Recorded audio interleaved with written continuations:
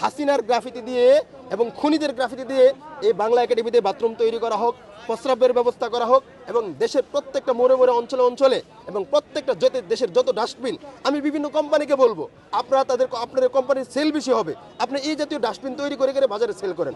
বেশিরে তাকে ফাঁসিতে ঝোলানো হোক, তাকে গ্রেফতার করা হোক, তার ফাঁসিতে ঝোলানো হোক। দেশের মানুষকে সে হত্যা করেছে, অন্যায়ভাবে সে হত্যা করেছে, অন্যের বিচার হোক, এটা আমরা চাই। প্রধান সহকারী যারা ছিল তাদেরকে ফাঁসিতে ঝোলানো হোক এবং গুরুত্বপূর্ণ তার মন্ত্রী পরিষদের সদস্য যারা আছে এই খুনের সাথে যারা সরাসরি জড়িত তাদেরকে ফাঁসি দেওয়া হোক, এটা আমরা প্রত্যাশা করি, এটা আমরা কামনা করি। যারা এই বইমেলার মধ্যে এটা একটা স্মৃতির জায়গা, মানুষের একটা ভালো লাগার জায়গা, ভালোবাসার জায়গা।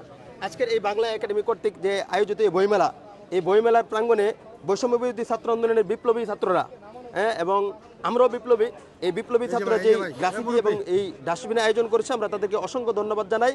এবং এই গ্রাফিতির মাধ্যমে, এই গ্রাফিতি ডাস্টবিনের মাধ্যমে তারা একটা জিনিস প্রমাণ করেছে, তারা বিপ্লবকে এখনো ধারণ করে।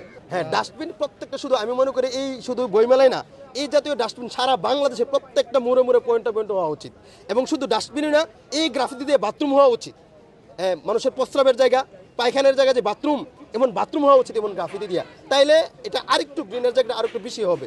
হাসিনার গ্রাফিতি দিয়ে এবং খুনিদের গ্রাফিতি দিয়ে এই বাংলা একাডেমিতে বাথরুম তৈরি করা হোক, প্রস্রাবের ব্যবস্থা করা হোক এবং দেশের প্রত্যেকটা মোড়ে মোড়ে অঞ্চলে অঞ্চলে এবং প্রত্যেকটা দেশের যত ডাস্টবিন, আমি বিভিন্ন কোম্পানিকে বলবো আপনারা আপনাদের কোম্পানির সেল বেশি হবে, আপনি এই জাতীয় ডাস্টবিন তৈরি করে করে বাজারে সেল করেন। এটা ঘৃণাদি ঘৃণা, সে যে এটা প্রাপ্য, সে এটা পাওনা, সে আজীবন কিয়ামত পর্যন্ত এই বাংলাদেশের জনগণের কাছে সে ঘৃণিত হয়েছে। কেন? সে দেশের জনগণের কণ্ঠকে স্তব্ধ করেছিল, মানুষকে অন্যায়ভাবে হত্যা করেছিল। তো হত্যাকারী যারা, তাদেরকে আজীবন মানুষ ঘৃণা করবে। এটা মানুষের ফিতরত, এটা মানুষের জন্মগত বৈশিষ্ট্য, এটা থেকে আপনি সরাইতে পারবেন না।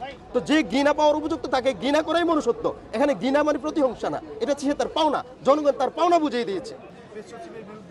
এখন আমরা একটা জিনিস বলতে চাই যে আমাদের কাছে সব কিছু আছে। আমরা বিগত সময় এটাও দেখেছি যে জানাজার মধ্য থেকে জানাজার ইমামকে তারা তুলে নিয়ে গেছে পুলিশ দ্বারা। তো ওই সময় আমরা কোনো সুশীলকে দেখি নাই যে এর বিরুদ্ধে কখনো প্রতিবাদ করতে। আমি মনে করি যে এখানে শুধু হাসিনাকে তো ময়লা, এটা তো ময়লা কিছুই না। হাসিনাকে যদি 100 বারও ঝুলানো হয়, বিগত 15 বছরে সে যেই কুকর্মগুলো করেছে, যেভাবে মানুষকে গুম করেছে, খুন করেছে, হত্যা করেছে, বিশেষ করে জুলাই অভ্যুত্থানে যে 2000+ লোকদেরকে, বিপ্লবীদেরকে শহীদ করেছে, 100 বার যদি তাকে ফাঁসিতে ঝুলানো হয় তারও কোনো কি হবে না। এটা আমি মনে করি যে এটার প্রতিশোধ নেওয়া হবে না। সুতরাং এইসব কাজে যারা সুশীলতা দেখায়, আমরা মনে করি এরা হচ্ছে আওয়ামী লীগের দালাল, কিন্তু এরা প্রকাশ্যে নিজেদের বলতে পারতেছে না। তারা ওই সুশীল হিসেবে তারা আওয়ামী লীগের দালালিকে তারা দেখাচ্ছে যে আমরা মানবতাধারী, আমরা মানবতার পক্ষে কথা বলি, কিন্তু তারা মূলত হচ্ছে আওয়ামী লীগের দালাল। আমরা যখন মুস্তফা সরোয়ার ফারুকীকে যখন নিয়োগ দেওয়া হয়, তখন কিন্তু আমরা তার বিরোধিতা করছি। আমাদের ছাত্র ভাইয়েরা যেভাবে বিরোধিতা করছে, আমরাও কিন্তু বিরোধিতা করছি। কিন্তু আসলে কোনো অজানা কারণে যে সে থেকে গেছে, এই জিনিসটা আসলে আমরা এখনো কি করতে পারছি না, আমাদের বোধগম্য না। আমি বলবো যে সামনে যারা আসবেন এমন কিছু করবেন না যেন আপনাদেরও এরকম কিছু ঘটতে হয়, আপনাদেরও এরকম পরিণত দেখতে হয়। খোদা তাআলা যদি হেদায়েত নিয়ে যায়, ঠিক এরকমই দেখতে হয় আমাদের। আল্লাহ তাআলা মানুষকে ছাড় দেয় কিন্তু ছেড়ে দেয় না।